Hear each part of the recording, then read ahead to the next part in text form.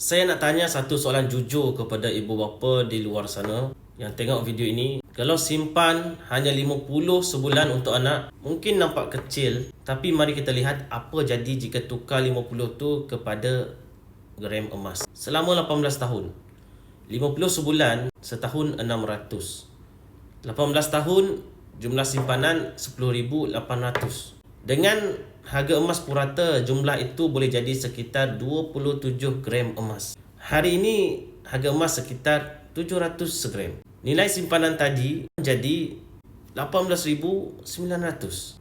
Keuntungan sebanyak 8,100. Kenaikan sekitar 75%. Tanpa berniaga, tanpa risiko tinggi, hanya konsisten dan simpan saja. Bayangkan saat anak tumpuan umur 18 tahun, simpanan itu boleh membantu untuk kos yuran universiti. Boleh bantu mereka mula kehidupan. Itulah bezanya ibu bapa yang merancang dan ibu bapa yang menangguh.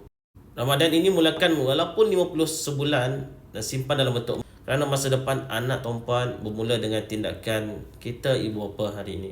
Jika tumpuan nak mula simpan emas, tengok video 5 langkah untuk mulakan simpanan emas. Tumpuan boleh buka akaun gap untuk anak dan tumpuan sekali. Saya akan bantu tumpuan sebaiknya. Follow dan komen dan save video ini untuk rujukan tumpuan.